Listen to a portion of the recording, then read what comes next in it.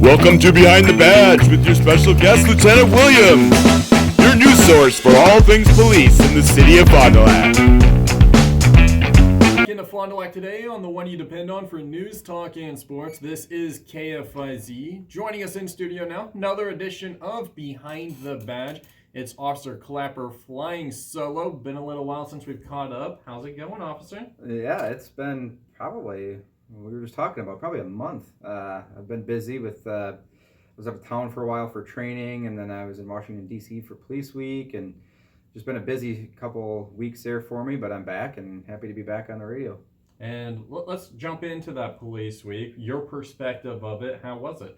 It was very an eye-opening experience, emotional. As a lot of people know, we lost Officer Joe Coeur after contracting COVID in the line of duty.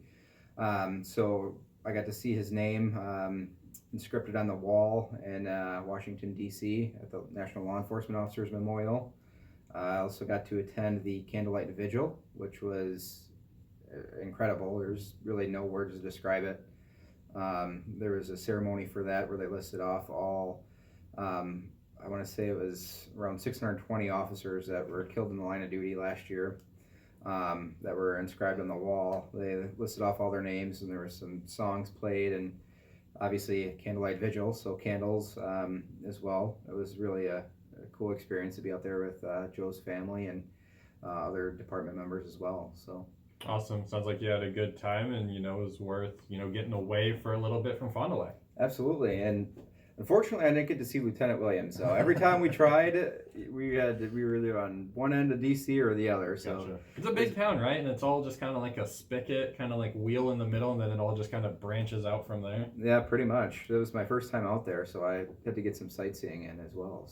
So any good museums you recommend, or did you just see all the classic sites and the monuments and stuff? The only museum I went to was the Law Enforcement Museum. It was really cool. A lot of stuff in there that I've seen already before, obviously being in law enforcement, but I saw a lot of the monuments, the average ones that everybody wants to see when they go out there, like the Lincoln and Washington Monument, stuff like that, the war memorials as well. So it was just a cool experience. Awesome. Sounds good. And as we get back to transition to more present times, Walleye Weekend, the fun begins today at 3 o'clock. What does that mean for the police department? So Walleye Weekend is a really busy weekend for us. So obviously we can't just divert all of our attention and resources to Walleye Weekend, right? Because there's still a city of 45,000 people that needs protection. So we'll have our officers out there today and this weekend covering the road just like we always would. Same amount of officers. It's not like a good time to go commit crimes and stuff like that, because we have still the same amount as we would on the road any other day. But then we also have officers and supervisors out there at Walleye Weekend as well. We have our command post out there. It'll be stationed probably by the pavilion where there's a dispatch center. We'll have some snacks and water, stuff like that for the officers that are working. And then we'll have officers out on bikes. You may see officers out on bike patrol. It's easier for them to get around in the park. Sense. If they need to get from one place to the other, it's a lot quicker than walking through the crowd of people. We'll have officers doing foot patrol. We'll also have some drone operators out there. So some officers that are on our drone and robot unit will be out there in case there's a missing kid or something happens where we need to put the drone up into the air. Then there'll be somebody readily available to do so. Awesome, and that's because you guys are just trying to keep everybody safe this Walleye Weekend. Obviously, have some fun, but safe fun. Absolutely, and we talk about this because of the stuff that's been happening in the light of recent events, but the threats like what happened in Waukesha and stuff like that. So our officers are ready. We have a lot of officers out there, even more than are working our streets at a time to help keep the community safe at this event. So it's really important for us to have everybody to have everybody be safe, but also at the same time be able to enjoy themselves. So being safe and keeping them safe. Definitely makes sense. Obviously you're on light duty, so you'll get to enjoy Walleye Weekend as just a civilian. What's Yep. some of the fun stuff you're looking forward to this weekend? One thing I want to get out there for is actually our Explorer post. I've talked about that before on the radio show. I'm the advisor of.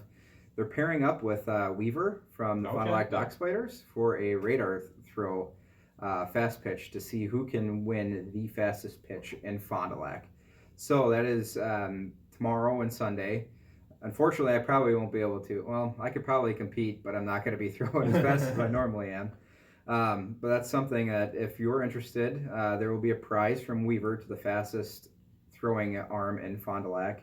And then there will be also daily prizes as well. So that's something that I would like to be able to take part of. Unfortunately, being on light duty, I can't really indulge in that. But it's a good way for our explorers to get out there and interacting with the community and building those relationships, but also building a relationship with our community partner, the Dock Spiders. So and then you always have the cheese curds at Walleye Weekend. Those are the best. I don't know if you've ever had them, but Not from Walleye Weekend. This is going to be my first Walleye Weekend in town. And yes, yesterday I was talking with some representatives from Walleye Weekend. They're like, you got to go cheese curds. You're going to eat some walleye and you got to try the cheese curds. there's nothing that will ever compare to the Walleye Weekend cheese curds. They're hands down the best cheese curds I've ever had. So every time I go out there, if I'm working foot patrol or if I'm out there just off duty enjoying the event, that's without a doubt a must-have for me. So I will be having some cheese curds this weekend. Awesome. Have some fun this weekend. As we were talking about the teaming up with the Dock Spiders and the radar gun throw, is this the same thing you guys had out at the Fondy Food Truck Festival? I believe so, yes. I was actually in Minnesota and then I was off for a little while, so I'm not sure what was out there, but I believe that it's probably the same thing. It's an inflatable, has baseballs with it and a radar gun with a screen to display the speed. So people see it quite often at community events. We have it out there, so it's something that we've been doing even since I started here as a CSO about almost 10 years ago now. Awesome. We got Officer Clapper in the studios for Behind the Badge on News Talk 1450 and 100.7 KFIZ. As we transition away from Walleye Weekend, a lot more, we have the nicer weather. More people are going to be outside. They're going to be having parties. What can you tell us about just kind of noise complaints in general, and if you're out and about outside, and especially the later hours? Right. And you're 100% right about that. Is when it starts to get warmer out, we see more noise complaints because people aren't holed up in their house with their windows shut because it's cold outside. So when people start to open the windows, we start to get more noise complaints, and more people are outside as well. So noise complaints, the way the ordinance is written is basically it has to be some sort of a nuisance. So sometimes we go to calls for noise complaints and people say, well, it's past 8 p.m. or 9 p.m. They can't have noise, stuff like that. Contrary to that, there's really no time frame in our ordinance that says, you must have, it's not like a hotel where you go there and they say after 10 p.m., no noise, you must be silent kind of thing. Right. Our ordinance does not state that. Now it just says if it's unreasonable or imprudent, stuff like that, then obviously there's some sort of an issue. Now, when we respond to calls like that, the officers will take into totality of what's going on, if we have prior history of noise complaints there, severity of it, stuff like that. For enforcement action, there could be warnings, there could be citations. So it just depends on really what it is. But like you said, when people are outside and weather's warmer, it's bound to happen. So there's nothing wrong with going out and having a good time and listening to some music, hanging out outside, but we also don't want to be bothering our neighbors. So take into consideration, because we don't want to cause issues with the people we have to live next to, right? Probably not, right? Probably not the best way to be angry at your neighbors the entire time you live next to them. Exactly, because usually it's kind of funny that we talk about this, because sometimes it starts as like a noise complaint and then law enforcement gets involved, and then it just creates like a huge cesspool some kind of friction problems between the two parties, right? Correct, because then one person would be like, well, you called the cops on me for my music, and then they don't get along, or stuff ends up being damaged, or they get into some sort of altercation and stuff like that. So if you feel comfortable doing so, I mean, and as long as you feel safe and comfortable, that's usually what I recommend, is to go out and talk to your neighbor as a neighbor, and try to resolve this before you contact law enforcement. Awesome. Definitely makes sense. Officer Clapper, really appreciate the time this morning on Behind the Badge. Anything else you want to hit on before I let you get out of here? One last thing. I know we've talked about this in the past about the plush canines. We are getting onto our last stretch of them. Okay. So we have 2 plush canines that support our canine unit. They are actually replicas of our actual canine officers, the dogs, not their handlers. That'd be a unique way to do it too, right? That would be a unique way. They are dogs that have a vest and have a little badge identical to what I wear. Obviously, it says like canine on it, not patrolman like mine.